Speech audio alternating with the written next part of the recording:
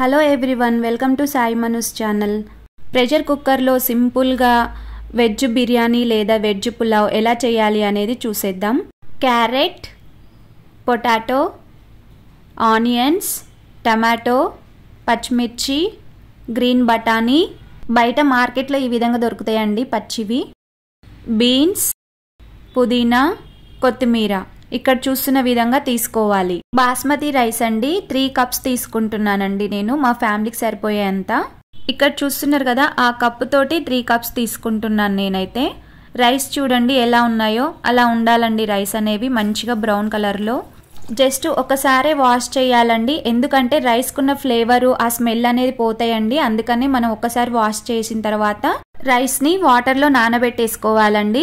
ఇక్కడ ఎలా కొలత తీసుకున్నానంటే 1 కప్పు రైస్కి 1.5 కప్పు వాటర్ చొప్పున తీసుకోవాలండి. అంటే 3 కప్స్ నేను తీసుకున్నాను కదా రైస్, సో 4.5 కప్స్ వాటర్ తీసుకోవాలన్నమాట మనం ఇక్కడైతే. ఈ విధంగా తీసుకోవడం వల్ల రైస్ అనేది పొల్లులుగా మంచిగా ఉడకడం అనేది జరుగుతుంది అనమాట. సో మనం కొలత ఈ విధంగానే తీసుకోవాలండి ఎగ్జాక్ట్లీ. ఇలా వాటర్ పోసేసుకున్న తర్వాత 30 మినిట్స్ రైస్ని నానబెట్టేసుకోవాలండి, ఒక పక్కకు పెట్టేసుకోవాలి.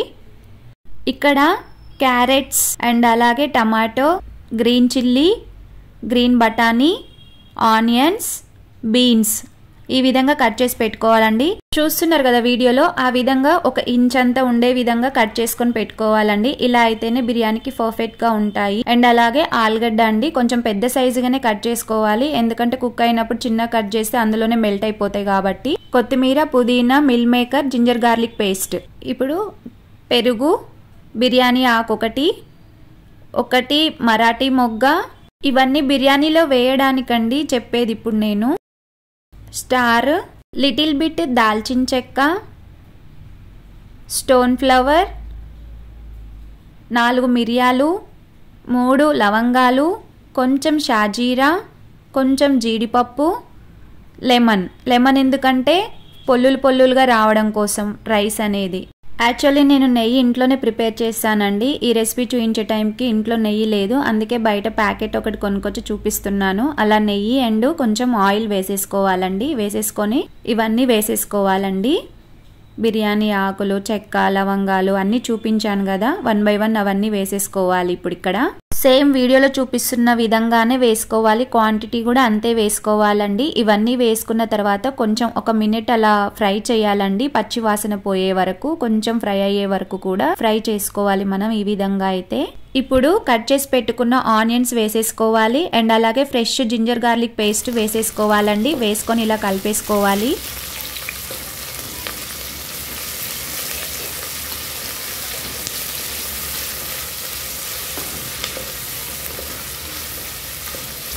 Ginger garlic paste 1 tablespoon వేస్తే సరిపోతుందండి. మనం కట్ చేసి పెట్టుకున్నాం కదా, అవి ఇక్కడ వేసేసుకోవాలండి. Potatoes, carrots, green chillies, tomatoes, beans and అలాగే గ్రీన్ బఠానీస్ అండ్ అలాగే జీడిపప్పు ఇవన్నీ వేసేసుకోవాలి. మిల్ మేకర్ అన్నీ వేసేసుకున్న తర్వాత ఒకసారి కలిపేసుకోవాలండి. ఇక్కడ టేస్ట్కి తగ్గట్టు కొంచెం సాల్ట్ వేసేసుకోవాలి, ఒక్కసారి మొత్తం వేసేసుకోవద్దండి.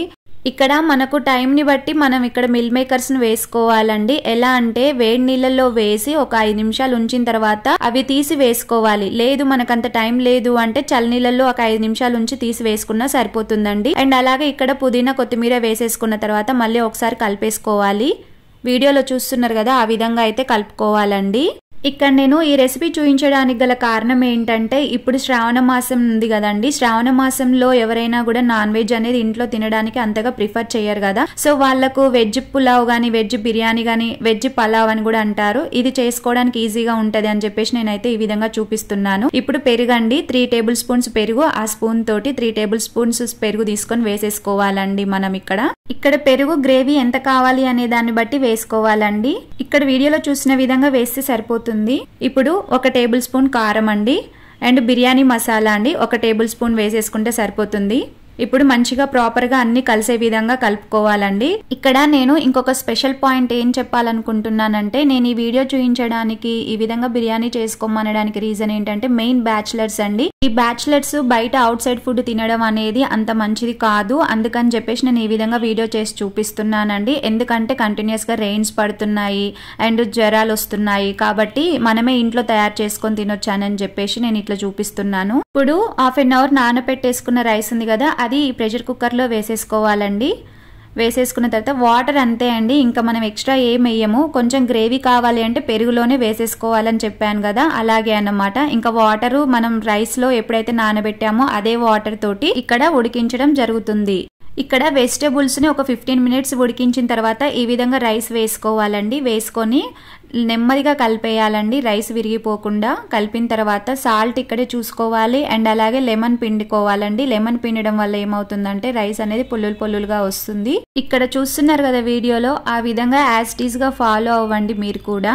ఇప్పుడు రైస్ కి సరిపడా సాల్ట్ అనేది వేసేసుకోవాలండి. ఒకసారి చెక్ చేసుకోవాలి మనము. వేసేసుకున్న తర్వాత ఒకసారి ఈ విధంగా కలిపేసుకోవాలండి. నెమ్మదిగా కలపాలి, రైస్ అనేది విరిగిపోకూడదండి. విరిగిపోకుండా ఒకసారి అలా కలిపేసుకోవాలి. కలిపేసుకున్న తర్వాత చెక్ చేసుకోవాలండి మనము. ఎలా అంటే వాటర్ అనేది ఉప్పుగా ఉండాలండి. మనం వాటర్ లో ఉప్పు వేసుకొని తాగితే ఎలా అయితే ఉప్పుగా వాటర్ అనేది సరిపోని లెవెల్లో ఉంటుందో సేమ్ అలాగే యాజ్ ఇట్ ఈస్ గా ఉంటుందండి. అదే ఇంకా బండ గుర్తు, ఇంకా అంతకు మించి ఏమీ లేదు. ఇక్కడ వెజిటేబుల్స్ కూడా మొత్తం కుక్ అవ్వక్కర్లేదండి, ఎందుకంటే మనం విజిల్స్ ఇస్తాం కదా, ప్రెషర్ కుక్కర్ లో వేసి విజిల్స్ ఇచ్చేటప్పుడు అవి కూడా ప్రాపర్ గా కుక్ అయిపోతాయి. కాబట్టి మనం అంతగా ఇక్కడ ఉడికించని అవసరం లేదు. ఈ విధంగా అయితే మన రుచి అనేది చూసుకోవాలండి. సాల్ట్ సరిపోయిందా లేదా అని చూసుకున్న తర్వాత మనం విజిల్ పెట్టేసుకోవాలండి. ఇక ఇలా పెట్టేసుకోవాలండి. మూత పెట్టేసుకున్న తర్వాత మళ్ళీ విజిల్స్ అనేవి ఒకసారి పెట్టి చూపిస్తున్నానండి నేను ఎలా ఇక్కడ పెడుతున్నాను అనేది చూడండి. ఈ విధంగా పెట్టేసుకొని సెట్ చేసుకోవాలండి.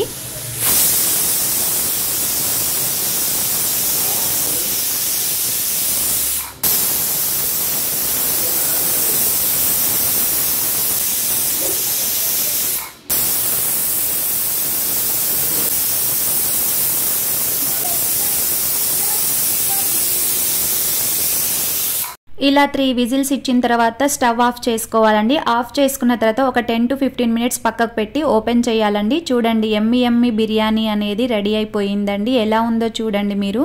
చూడండి ఎలా ఉడికిందో, ప్రాపర్ గా పొల్లులుగా ఎలా ఉందో చూడండి. సో ఈ విధంగా పర్ఫెక్ట్ గా ఉడికించుకోవాలండి. మనం బిర్యానీ అయితే సింపుల్ గా ఇంట్లోనే చేసుకోవచ్చండి. చూడండి బాబ్బా ఎలా ఉడికిందో చూడండి. అసలు ఇలా అంటుంటేనే తునిగిపోతున్నాయి ఆలుగడ్డ. చూడండి సూపర్ గా ఉంది. ఇంతకన్నా ఏం కావాలండి? నాకు అర్థం కాక అడుగుతా. బ్యాచిలర్స్ కి ఈ విధంగా ప్రెషర్ కుక్కర్ సింపుల్ గా ఉంటే చాలు కదా, ఇంట్లోనే హ్యాపీగా చేసుకొని తినేయొచ్చు. చూడండి ఇప్పుడు పొల్లులుగా ఎలా వస్తుంది అనేది కూడా నేను మొత్తం డిష్ అవుట్ చేసి చూపిస్తున్నాను. ఇలా ఉండాలండి.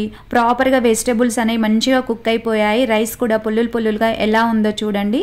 ఇప్పుడు చూడండి అడుగు కూడా లైట్గా కొంచెం అయితే మారడం జరిగింది. సో మన గ్రేవీ అనేది కొంచెం తక్కువగా వేసామేమో మేబీ. సో ఇదండి ఫైనల్ అవుట్పుట్ అయితే. బిర్యానీ అంటే ఇలా ఉండాలండి.